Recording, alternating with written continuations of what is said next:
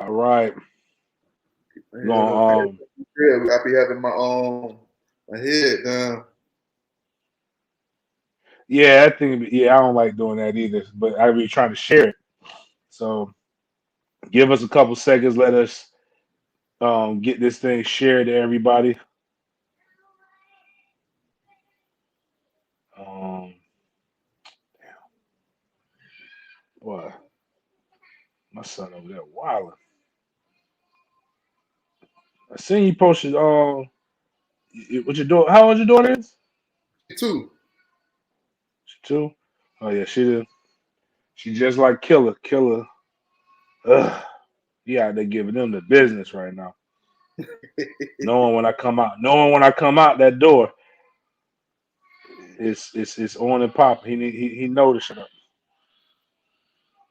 Yeah, she be chilling when she around people, but shoot over here, she be terrible. Like if she get around her cousins and stuff, you Hmm. know it's gonna be problems. But when she around other people, she should be chilling really. You know what? I had somebody told me the realest thing when it came to that being a parent. If they're gonna be a terrorist, you rather them be a terrorist and show their ass around you than you would them go around a bunch of other people and act Yeah, an ass. And then when they said that, I was like, you know what? Because they know if they go to school, I got them up to a certain extent. Like I told Trey, if you got to fight, you got to fight. You tell him your daddy told you to do that. I was like, I'll be a lawyer. I come in there, we'll settle it out. You tell him my daddy said I could do this, so I could do that. Now, if you in the wrong, we're gonna settle that when we, when we link when we get a chance. But I'd rather but be a good citizen as much as you can. But they're not bad. It's just sometimes you've been going on when you've been going all day, man. Them people, and don't do like I did, man. I got too much space in between all of these jokers. You know, once you get out of once they get potty trained, that's it. That's a wrap for me. That's how I got to be, man. I messed around. Trey could wipe his ass, my oldest son, and then I had another one. Like once I told Trey, I said, once you learn how to wipe your own ass, man, that's about 80% of what I need to teach you as a man. It's like the other stuff you can learn on the fly, man. But I told you, you'd be surprised at how many people don't know how to wipe properly. And he thinks that he's like he thinks both me and my father and my father is crazy. We got to get into that too, because we got to get. You know what? Let's do that. We're gonna talk. For those who don't know, again, we're sharing this to all these different pages so that people can come in. We got to do that. But this is inside drills. It's hard hitting. Everybody knows 7-on-7. That's the pretty stuff for the pretty boys. But the fullbacks don't get a chance to get involved in that. What we get involved in is inside drills where it's hard hitting, fast acting. We talk about real life topics that come up. And this is just all we know. Stick your head in the hole, lead block, clear the way. That's what fullbacks do. So that's why the show is named the way it is, and that's all we do. It's part of Sports Den live at Sports Den underscore live the Den Media Group. If you are on social media, share that. Also, go check out the Sports Den on SoundCloud or Apple Podcasts, Google Play, and Spotify. But we're going to talk about Notre Dame, FSU, seeing as we're both notable alumni from FSU.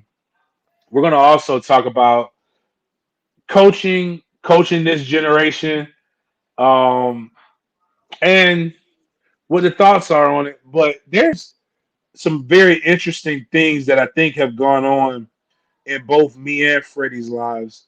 We talked about the McDonald's story in the beginning with Freddie, and that was really still a really really dope story. You need to go check out my older show or go on Freddie's page and just listen to or go actually buy the book. You know, and just hear out how that went and all those different things. But as we're both fathers and we're growing up, and one of the things about fatherhood is you kind of learn on the go, or parenthood in general. There's no real good book about it. Um, talk about being a dad, and then You tell me about your pops, then I'll talk about my pops. We'll probably see that there's some similarities in all of that. But your pop, I only see it from what you post, but it seems like an interesting dude. Yeah, my he pretty much gave me the game on everything. So I know the way I function is a lot like him as far as like maturity wise. I know like when he got out of prison and stuff, his mindset was different versus when he went in. Like when he went in, I remember my pops before he went in, he living reckless. Like I'm a little baby. He let me drink out the bottle, like his liquor bottle, the 40 ounce.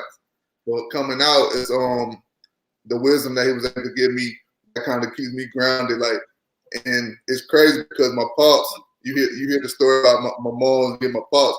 My mom's is she the side that's the firecracker. So if I snap, that's my mama.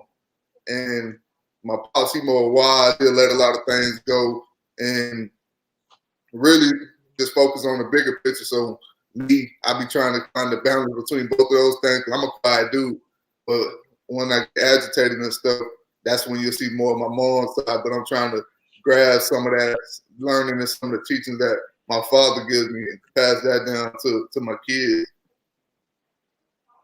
So you said your father went to. So what? How did that work? What happened?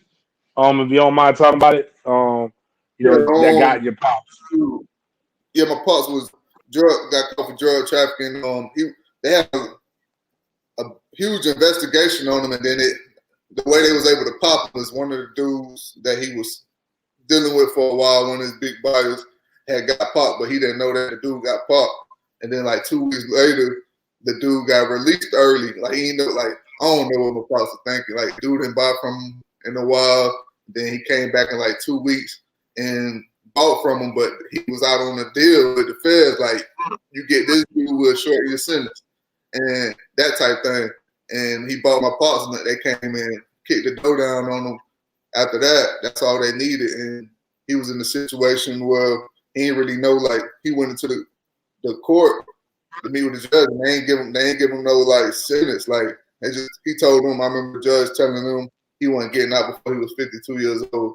And at that point, by this time, he had already been in and stuff, and this was like the last straw for him. But that was kind of how we got into our situation, the way we were homeless and stuff.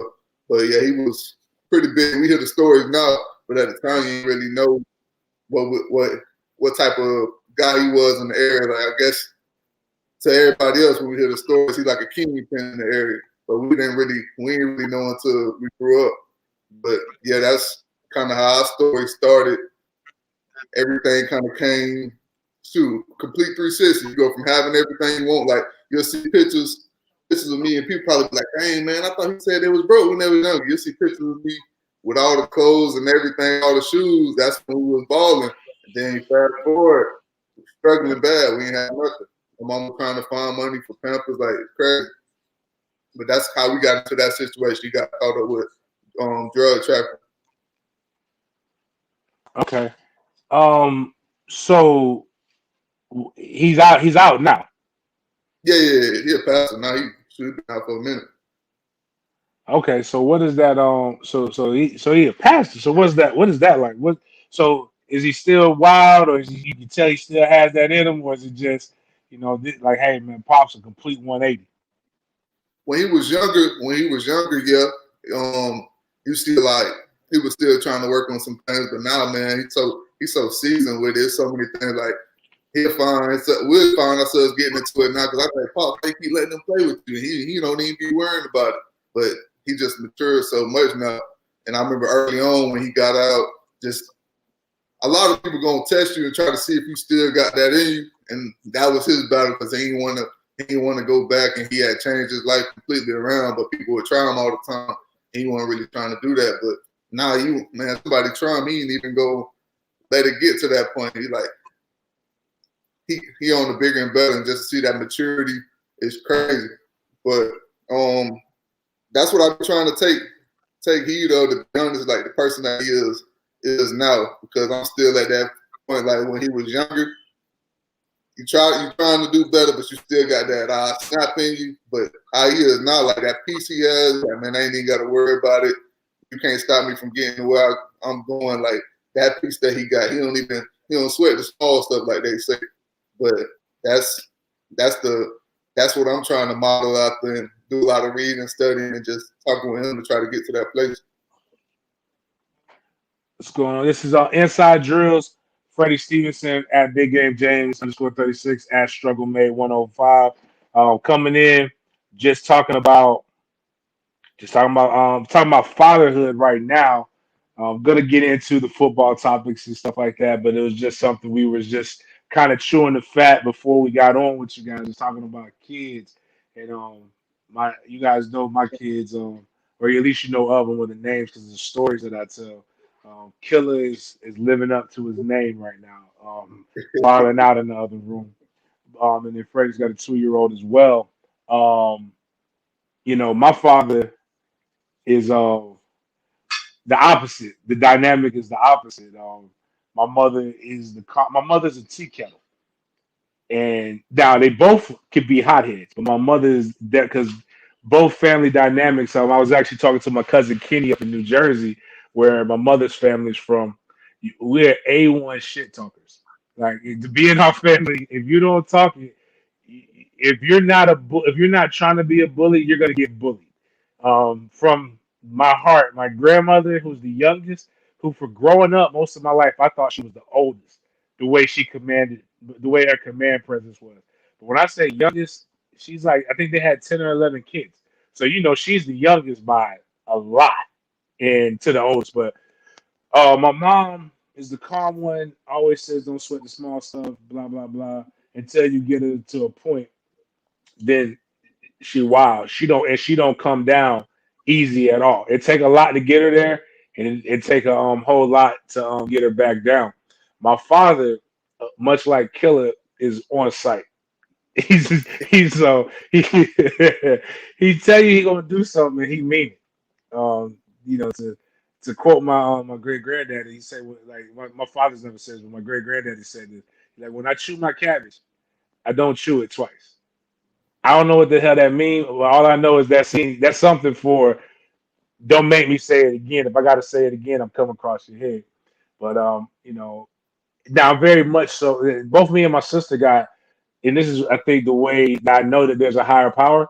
We both got we didn't. Neither one of us got the whole personality. So my sister is a hothead, but she ain't got no bite like that. She gonna bark at you, but at the end of the day, she can talk as much trash as she wants to.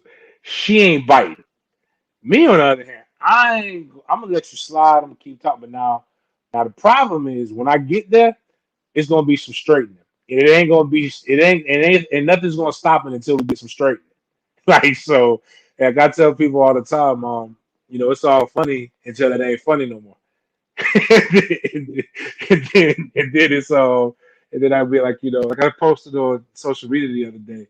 I said, you got to remember, just like I'm the guy that gives almost 1,400 backpacks to kids in underdeveloped and under opportune communities. I'm the same guy that bragged about 8 bodies, 8 guys getting carted off on national TV. So the same capacity I have to give, I got the capacity to really do all those things, and that's for my father. And kind of like what you said, my father didn't go to jail. My mother did a great job with my grandmother's help holding things down. But I do remember a yard and grass when my daddy was here, and I do remember concrete in an apartment when my daddy left. So it's kind of like Martin said, "I'm going to work it out. Mama gonna work it out," and that's kind of what I remember. So, but anyways, that's again a little heavy hitting topic, but it's dope, man. It's great to see reconciliation. Your father didn't necessarily do anything to you, but not being there, you having such a good way to talk about that, being able to do that. My father is a much better grandfather than I ever had, and he's a good grandfather. My kids know who he is, and it's always good times for that. So. Speaking of reconciliation and reclamation, the season is here. We are 48 hours away. We a couple sleeps from game day. We talked about this pretty heavily with the Mark Gainer on Monday's show Go check that out. Very young, very intelligent young man. Very seems to be dialed in as well. So really excited to see what they're going to do, and hopefully the words translate into action. So what are let's go back. I mean, we talked about some of our thoughts, but let's go a little bit more in depth on this Notre Dame topic. So, what are your thoughts on Notre Dame?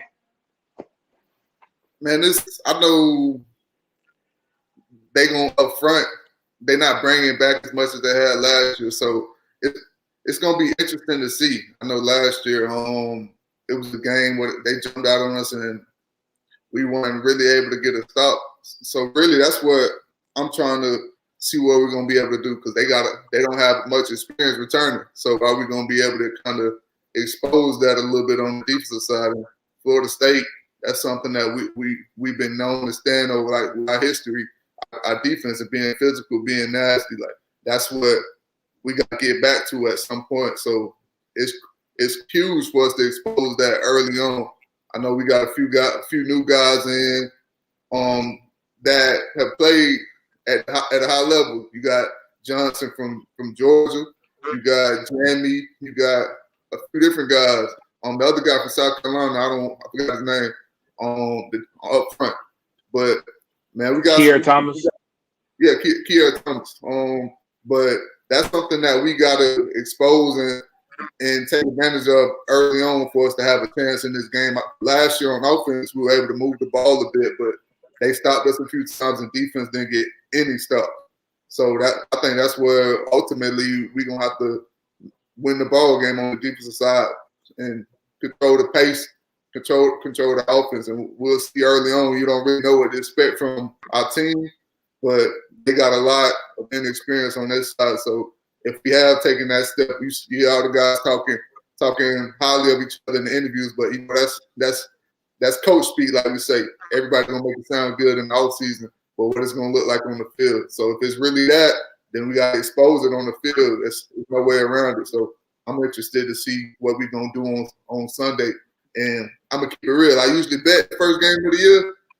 I don't. We talk about maturity and growing. I ain't doing it this year. Yeah, I couldn't. I could bet on this one. Like because I keep going back and forth, man. I really do like what I'm hearing, and I have a good like one of them vibes, like that feeling in your stomach that you're just like, you know what, this might not go the way that people really truly think it's gonna go. We may actually, be a lot better than what people think, and we just don't know it yet.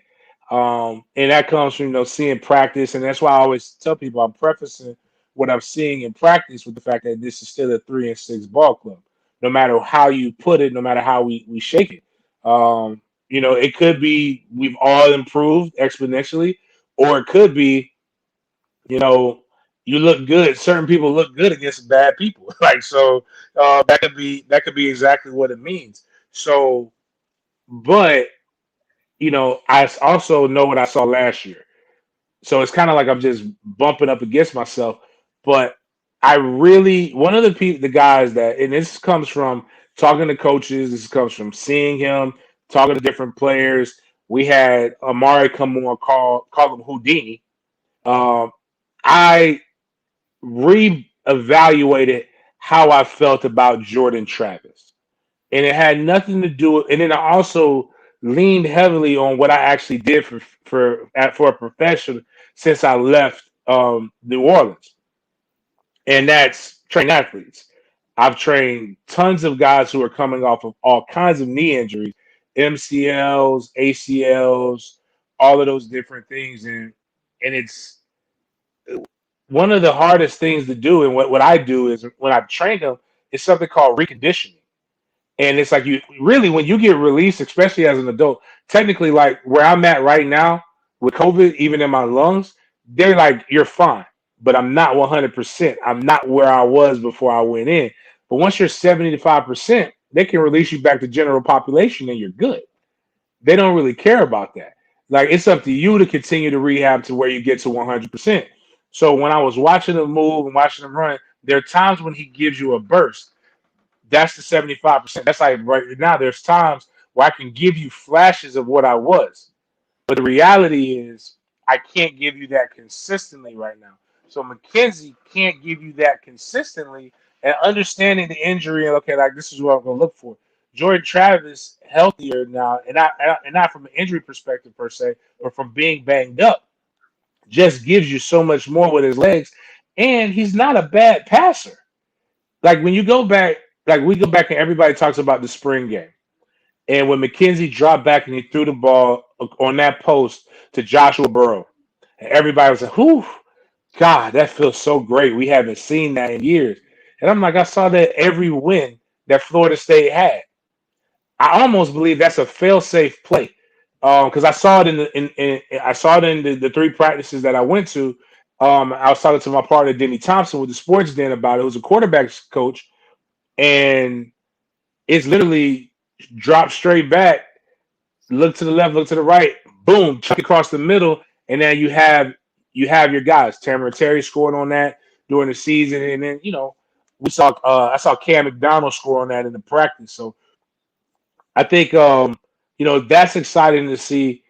What's exciting also to see is like hearing them guys just talk in general, but at the same time, talking proves absolutely nothing. We gotta wait till toe meets leather, and there's 11 people with evil intentions on the other side of you to see what they do.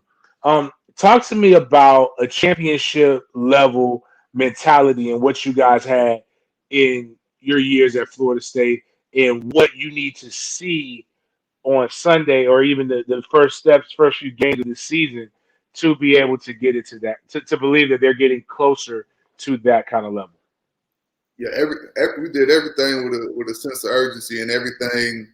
We were competitive about doing it. Like you see at times over the past few years, it'll be like different phases of the game. Like guys, you could tell they weren't taking them serious. Like, okay, well I'll get this back later in the game. Like man, we were urgent about everything. Like now we got to get it right now. We don't know when we're gonna get another opportunity.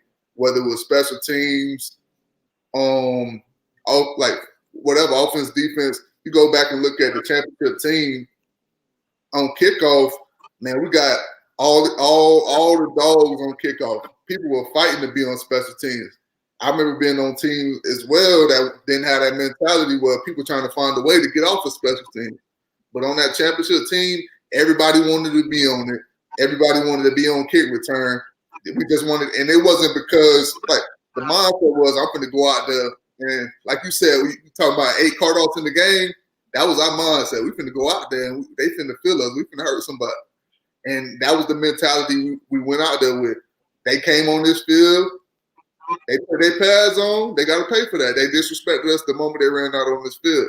So having that sense of urgency in every single thing that we do and holding your teammates accountable, holding them accountable.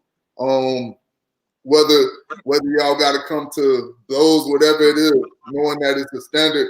It's a standard here at Florida State. When you step in between these lines, you put on that guarding and goal. It's a standard here, and you can't let him slip. Just like you can't allow yourself to do it. And that's ultimately what a championship team is. A coach can coach, but the players they gonna hold each other accountable and live up to that standard each and every play. And you know it when you see it. I know when the player because you played on championship level teams. And all it is the difference between holding up that trophy at the end of the year is one play, 1 second, 1 inch. It's that small. And you know it when you see one. And that's what I want to see when I go out there, when I see them boys playing, seeing that step where we see guys, they actually trying to make that next step forward versus going out there last year, I believe before Jordan Travis came in and took over, guys were just going through the motions. But he came in and he kind of revived the season a little bit. But going out there with that mentality that they had after he came in, and you seen that Jacksonville State game after he came in, guys were playing with a whole different level of energy. That type of energy from the jump, and not just trying to win the game. Like, all right, we got an opportunity to do something special, but let's do it each and every play and not cheat the man next to me. And that's what I want to see on Sunday. And if we can do that, we have an opportunity to do something special and get us upset on Sunday. Yeah, that's that, and then it seems like the last few years they've all been waiting on somebody else to make a play and not be the one that I'm going to make the play. And I think that's the difference between like some of the other teams as well. Like when you look at like going as far back to the '80s, when you look at Dion against Clemson, the most like one of the most iconic plays where he's in the end zone, letting them know I'm about to score. And then what does he do when he gets the punt? He literally runs down the field and scores. Now everybody had to do something to block and make that. They did their job. So it's a combination between everybody doing their job and not somebody else's job, and the key players saying, you know what, this is draw. It's up to me to make this to win this game. I'm gonna do my job, but I'm gonna do it so excellent that I'm gonna make something happen. Something that I realized, and I don't like Jimbo's system was so complex, but you at 13, 13 and 14, it just seemed to work. Really 13, but I think it's because Jameis was so damn good. When guys were just wide open, it just felt like. And he's just hitting them, hitting them, hitting them. I want fans of the dynasty era to go back and really watch those games. And then I want you to come back and I want you to give the respect to the receivers from the dynasty era, the proper respect that they deserve. I always tell Snoop Menace every time I see him. I grew up because on Sundays they would put the colored pictures, right? The color pictures would be in the newspaper from the sports section. So I go in on Friday night, on Saturday mornings, I go and look to see if my picture was in the newspaper or what my stats were. I cut the clips out. But then on Sundays, I would go in there and I would cut the big plays from Florida State, FAMU, and I would tape them to my wall. So in my bedroom, my high school bedroom, there was nothing but big time FSU plays from out of the Tallahassee Democrat. There was a picture of Snoop Menace, right? Snoop was in the end zone. The Florida defender was inside of him, and then the sideline was right there. Chris Winkie then threw the ball out of bounds, basically. There's no way that this is Snoop reaches over the defender at UF, grabs the ball, brings it in, and gets 2 feet in bounds. That's not a good throw. That's a terrible throw by a Heisman Trophy winning quarterback. He had a wide receiver that went up and got it. When that ball's in the air, Pete in the national championship, when you see he was covered, the DB from Virginia Tech had perfect coverage. He bobbled it. The guy's arm was here, and he still caught it. The ball was money. So what I say that to say is that those guys said when that ball's in the air, I'm going to take it. I'm going to go get it. I'm going to make the quarterback look better because somebody got to make a play. And I think we've been missing. Shoot, actually, y'all didn't have it every year, Jimbo. You know how I know that offensive line in Florida State's been bad or been talked about bad since 2015. And this is why I say he's the greatest running back to ever play at Florida State. And I love Warwick Dunn. And all respect to Billy Sexton, who I think is the greatest running back coach in NCAA history. And there won't be a better coach at Florida State than him. Even Sammy Smith and the guys that he goes to. Dalvin literally was having people come in the backfield and making them miss. And then, like, his vision was so elite. But again, like a guy like him, I'm determined to not let us lose this game, and I'm gonna go make this happen. And if it, like even in the first game of his last year, his junior year against Ole Miss, Ole Miss took away the running game. He affected the passing game. It's just who's going to be that dynamic person and who's going to be like to rise up. Is it somebody that we already have? Is it somebody that transferred in? Is it somebody that Mike's going to scheme up? We really don't know. Like you said, it's the mindset. Like I see so many guys, they come into game like the O line ain't blocking. You hear them complaining, man, they ain't blocking. I can't do this. I can't do that. But he's like, man, I got to make a play. And that's why he the best. He the best to do it.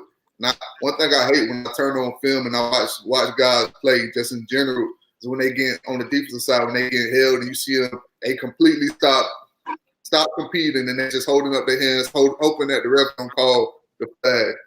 Like, man, listen, you don't know if he's gonna call it. Go make a play. And the same thing for on the opposite side when the guys getting held or it's pass interference, you see them trying to draw that call. And you don't know, like, I got to shut out another crappy call. Man, the refs don't like us, man. 9 times out of 10, you ain't getting that call. You better go make a play. And, like, Davin, he wasn't waiting around on nobody to come say, like, yeah, the blocker may not be good, but I'm finna go ball. We got to win this game. That's what it comes down to. They not going to try to save us. They really don't want you to win. So you're going to have to make a play. That got to be your mentality each and every play. Right. Nobody's here. Like, you got to stay dangerous. Nobody's here to save you.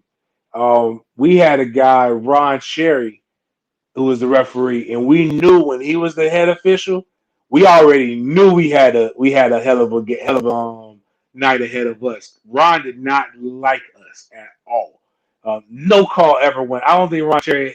I think like it's impossible for one referee to never give you a call. I promise you, Ron Cherry never gave us a call. Like not one call ever went in favor of Florida State. But Bobby used to always tell us, like, if you leave the game in the hands of the referees, then you're going to lose. You deserve to lose. To quote Carmen Coleman, my mama, be so good that they can't deny you. So you got to go out there and you got to, again, I got to tell kids and I tell players, like, and I'll tell it, like, when I go, hopefully we're going to do this, I'm going to do the legacy walk. They do that the night before every game. And this will probably be the only one I get a chance to do. I'll tell guys, being a bully is not a sometimes thing. You got to be that. If you're going to be a bully, you got to be a bully on the field every day. It's a mentality. It's a mindset. It's physicality, and I think we got to get back to doing those things, especially when you're playing a team like Notre Dame. Notre Dame is a very physical team that does all the little things right. But like you said, like is Johnson going to will he disappear after he gets cut block once? And he doesn't like it, or maybe a high low doesn't get called. What are you going to do? And who are we going to rely on? Who's going to make the big play? Hopefully it'll be hopefully that's what we're going to see. But I think you brought up a really good point early on in this is that we're talking about the brand of Notre Dame without realizing that Notre Dame is replacing a tremendous amount of starters. So they're going to be young in a hostile environment. What will Mike Norvell and the staff that he's been able to keep around for a year after he's touted? This is the first time he's ever been able to do that. What will they be able to do? How hard hitting, how fast paced will they be? That's the ultimate question. And I think it's something that we should, like you said, on paper, we should be able to exploit. When you hear all the talks in the off season, it just comes down to guys making plays. And these guys in these moments, Johnson, he's been about this whole off season. Gaining up those guys, the guys that have all the preseason awards. These are the type of games that you got to step up and make these plays because the guys are going to rally behind you. You're the playmakers. If you don't step up, then now guys' confidence is getting shattered. They don't believe as much. But if you step up, you bring the energy, and they see you making plays. They're gonna get their drive off for you. They're gonna follow you. So we need our playmakers to step up big time in this game and expose these guys, whether by scheme or whatever the case may be. But we gotta find a way to take advantage of the inexperience because, like you said, they come into a hostile environment. It's a lot different now. Last year, the stadiums weren't really filled. We can fill up the stadium and bring back that home field advantage. So fans, let's do it. They got a lot of players that haven't played in big games like this. So we got to take advantage of it and make it uncomfortable for them. And that's the big thing, is just making it uncomfortable. It hasn't been uncomfortable to play at Florida State in quite some time. And hopefully these young men are going to change that. Hopefully Coach Norvell will lead these guys into the right path, and they're going to come out and do some good things. Again, It is refreshing to see some of the coaching styles, some of the things. You know what Mike Norvell does that a lot of people, that a lot of people like and they cheer it when he does it. Is Mike gets on them now. I saw Mike run across the field, get into dig into somebody, grab him a little bit, cuss him out or fuss him out. I'm not gonna say he didn't berate him too bad, but he saw them not playing up to what his expectations or his standard was, so he let them know. And one guy got a penalty, and he made sure that he knew that that penalty was inopportune. So that's going to segue me into this right here before coaching styles and responses to them. Um, if you haven't known, if you're under a rock in the sports, you follow the sports world. Trent Dilfer, former Super Bowl winning quarterback, guy who's over Elite 11, former ESPN commentator, is the head coach at Lipscomb High School in Tennessee. And he has done a tremendous job taking this school that nobody really knew about. It's one of those high dollar schools, turning them into a really, really good football program. And what we saw was a young man coming off of the field, and we saw a heated exchange where the adult was more of the aggressor than the young man, and you saw the young man kind of backpedaling a little bit, and the adult really disciplining him and berating him in a manner in which um, some of us don't really like to get talked to like that. But I have my opinions on it. What are your thoughts on that? Yeah, man, I was going through looking at all the reactions on Twitter over the weekend. There was one that stood with me. And they were like, man, Difford cares more about that kid than he cares about the fans' reaction, their response to the situation. Like, man, that's spot on. A lot of people can try to judge the situation from the outside, but you don't know his relationship with that kid. And I've been around a lot of coaches with that coaching style. And ultimately, whenever them coaches ain't interacting with you like that and they just leave you to the side, they don't care about you. You all the way out the ball game. There's no chance of coming back. So he got that kid's best interest at heart. Everybody not that guy. I've had coaches that are laid back, whatever the case may be. That's his coaching style, and it works. It's effective for him. So it's not for me to judge. If it's effective, like you said, he turned that program around. You can't argue with results. You may not like the way he goes about it, but it's clear that these kids buy into whatever he's doing for a reason. So in that moment right there, he had to do what he had to do to get his kid back locked in. It's a reason that that program is turned back around. It's because they buy his vision, buying what he's teaching them, and a lot of people, man, we got soft as a people, man. Like it's that's the bottom line. We got soft. You want us to turn the program around, but when people got to come in, they got to change the coach. It's the issue. Oh, don't like this, that, or the third. All right, we can be soft and continue to go downhill, play patty cake all day, whatever the case may be, hopscotch, whatever you want to do. We can be soft as hell, or we can go in the room and shake some rules up a little bit. Still coach you, do everything the right way. You may not like my style, but it's going to be effective, and I'm ultimately trying to help you become a better man, and that's what a coach's job is. They're not coaching the kid that you are now. These coaches they come in, these coaches like Dilfer, you don't have to coach. You don't have to. It's his job to mold these kids into men. So when he's looking at these kids, he's not looking at the player they are now. He's looking at the man that he wants them to later become. So take it as you want to, but I think it's tough love, and I love it. I just think that we got soft as a generation. I ain't got a problem with it. Here, if I see you, Freddie, and you're walking and you're about to take a step into a pothole, how you want me to tell you? Hey man, hold. Hey, Fred. Hey, or hey. You want to? It's a sense of urgency. It's a violent sport that's played with intensity. It's not shoots and ladder. It's not chess. It's not tiddlywinks. And Trent, and a lot of people are like Trent. Um, that he talked to my son like that. He have to see me.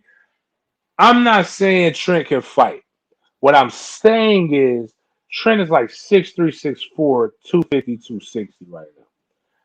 I'd rather ask questions about why you yelled at my son before I just come down there, and I assume, or it could be both of y'all jacked up. And I'm not saying the other part of it is before I even get into it, y'all.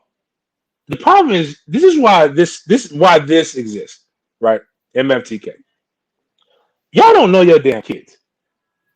I know, like I just talked about it. Like if something like that happens with Trey, I really will have questions because my son, my oldest son, until you push his button, that's what sets him off. He ain't the aggressor when it comes to stuff. Now he will fight, but you got to push a lot. Killer, if that was Killer, I'd be like, you know what? He deserved it. I don't even need to hear Trent. I know my son. The problem is a lot of y'all don't even know your kids. You think your kid, you know your kid's an asshole, and yet you don't do anything to discipline your kid to get the assholeness out of them, but you send them to guys who, unlike Trent Dilfer, who doesn't need this, by the way, you send them to a lot of these other guys who are coaching, who are making $1,400 for 5 months to be around your child more than you're around your child.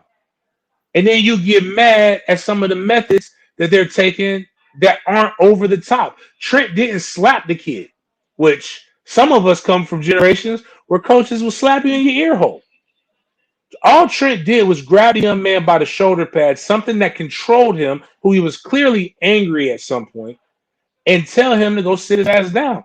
And if you look at every sideline across America, 9 times out of 10, after a 15-yard penalty, which I don't know why, but 9 times out of 10, you're going to see this.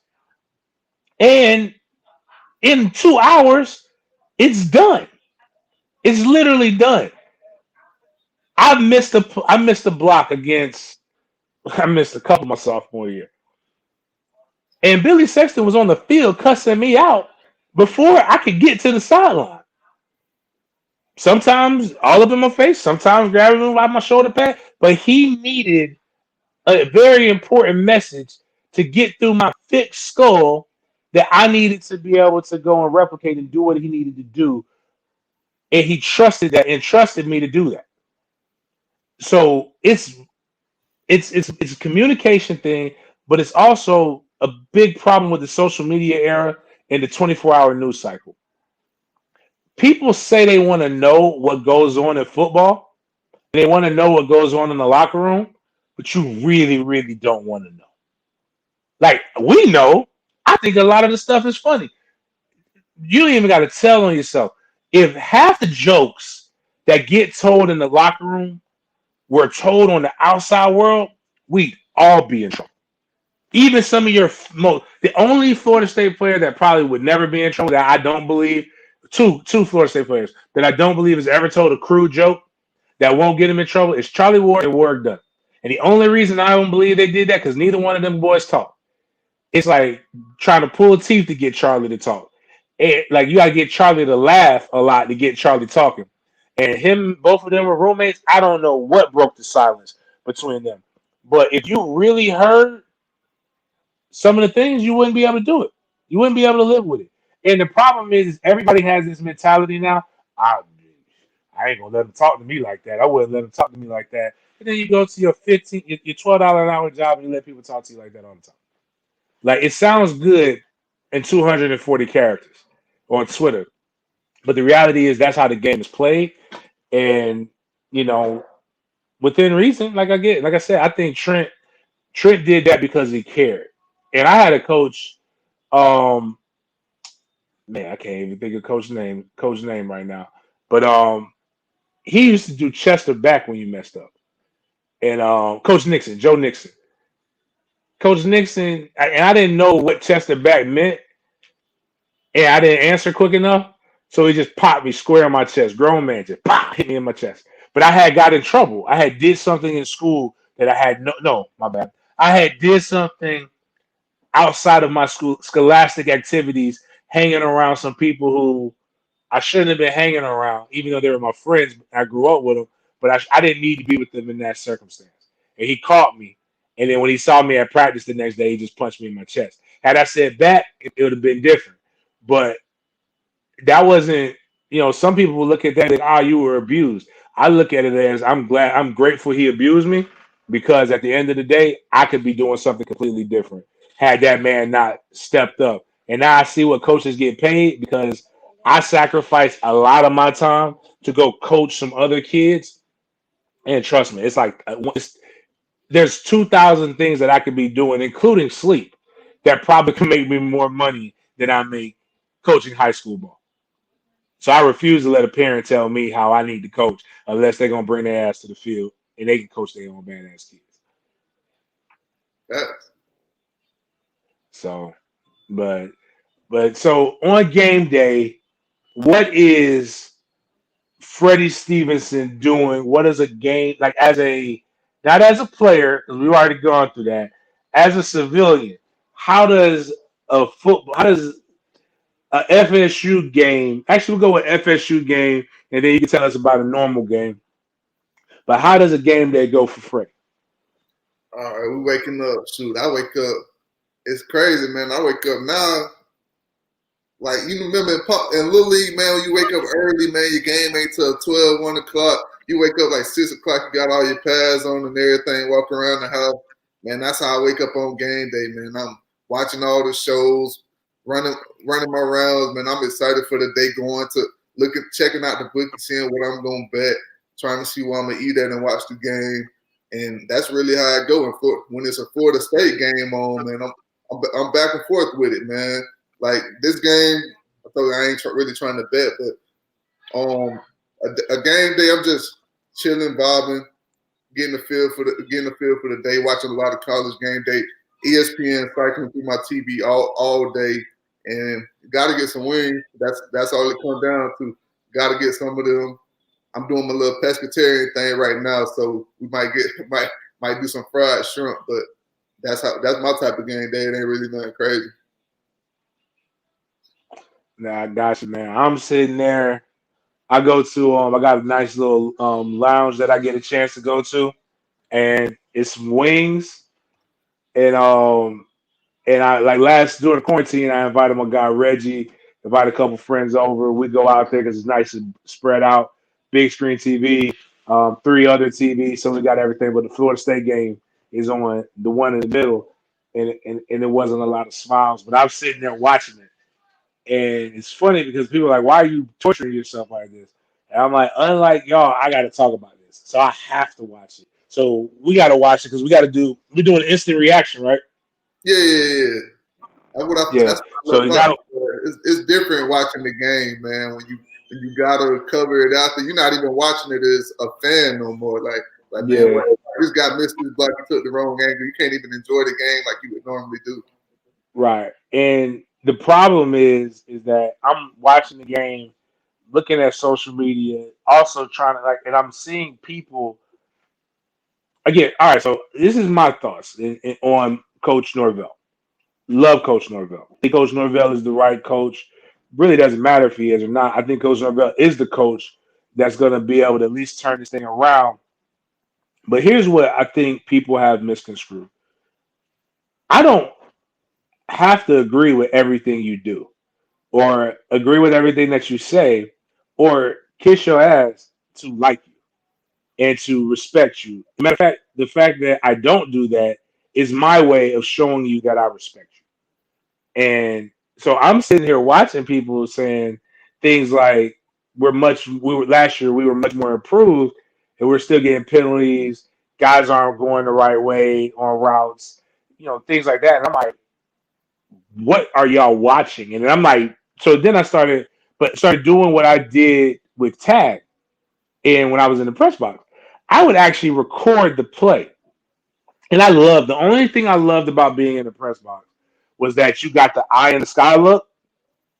So I could see everything, not just the TV, the tight copy where you may miss a block or you miss what one person is doing until they pan the field. But I'm sitting there recording and I'm like, y'all said that this was a good play, but this is what happened. And this is how it's supposed to happen. Then I realized I'm arguing with people who've never been in a room where they had to break down film on a high level. So it becomes like, oh, well, I might as well yell at a wall. I might as well yell at a wall. It's like I'm not trying to argue to win an argument. I'm literally showing you the facts, and this is what happened, and this is what it's supposed to be like. So, um, what I am going to do this year though is I am going to make a concerted effort while the game is going on to watch the game as the game and just take the game in as it happens. That's going to be my promise right now to myself. Have no idea if that's going to work, but that's what I'm saying I'm going to do. And what I will do is the next day I will watch I will watch a tight copy or a copy without the commercials, and then go through and try to break down what I saw and give. That's why I said the instant reaction is fun because you get caught up in the emotion of a win or a loss. What are they doing?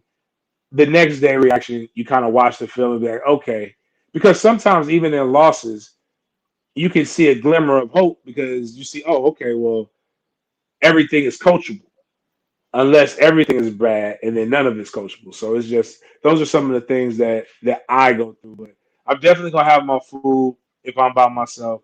I'm definitely gonna have a good cigar, and the whiskey and all those other things are gonna be freely flowing, um, because this is like the only time of year that I really really drink.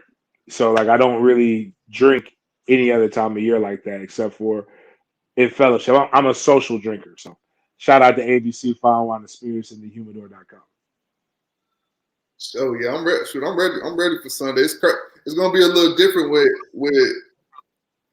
I got 2 game days. We got games coming on tomorrow. And then Saturday is the big game. You got a few big matchups. So I got Saturday's the game day, and then that's just like the cherry on top of the cake. I get to watch those. So I ain't never really went into a Sunday college game before. So it's gonna be different now waking up to college game day. I'm waking up, I'm going to church on the Sunday, and then after church I'm in go mode. I'm like, all right, my nose got to go get a win. So it's gonna be a little different, but I'm gonna still be locked in on that. Yeah, we just setting up the tailgate. Then I got the tailgate. Oh, just for any FSU fan, we still have tickets to the tailgate. The gates open at noon. We'll be there at noon setting up. Most of the food will be already prepared, so it just takes a little bit of time to get heated up and get good and hot. Um, the drinks and everything else will be there. Then what we got is at 3 p.m. I got to take a break from the tailgate. I'll be coming back, but I got to go make sure my people are set up. But make sure you pay attention to social media. We're gonna have 3 concession stands in 3 concession stands in Doak where you buy your food. Please, please. I'm not saying don't buy food. Buy all the food, but I need you to go to these 3 concession stands and buy the food from it. So I'm just asking fans to look out for your boy because all of just like the tailgate, all of the proceeds from the concession stands goes to mentors for the kids and raising money for our community programs and things of that nature. So that's what I got going on this Saturday, That's dope. and then after that, everything depends on how the team does. But I know next Saturday. Oh, and next Saturday, what we can try to do. This is what I've been doing for the last couple of years, Freddie. Don't know if you want to get involved, help and raise awareness. We try to get kids and families in the Doak Campbell Stadium. So anybody who's not going to Jacksonville State, you're a booster or whatever, you have tickets and you don't know what to do with them, you want to just give them away. I'll find somebody who wants them. Don't sell them. We literally just give them away to people that want to come to the game. And the tickets, I think if we buy a block of 100, I believe they told me that the price was $10 a ticket for the Jacksonville State game. So trying to get kids into the kids and families because obviously they have parents and and I like my kids. I like watching my kids. I don't really like watching other people's kids. So we want to make sure that somebody's there to take advantage to make sure that their kids are taken care of. So I'll be on Monday along with that'll probably be my tag, my pin tweet. So check that out, and that's all I got. You got anything else that you want to put out? So, no, I think that's really it. I know, like we said earlier this week, we had a chance to sit down with Amari Gainer. So everybody that's watching this, make sure you go check that one out, kind of get a feel for Notre Dame and some of the things we got going on the FSU side. Amari Gainer, like we said, man, he's locked in, a wise guy, one of our leaders. So watching him kind of get you more insight on the game and kind of get you pumped for the game. And make sure you go subscribe on YouTube. Check us out on Facebook. Follow us on Twitter.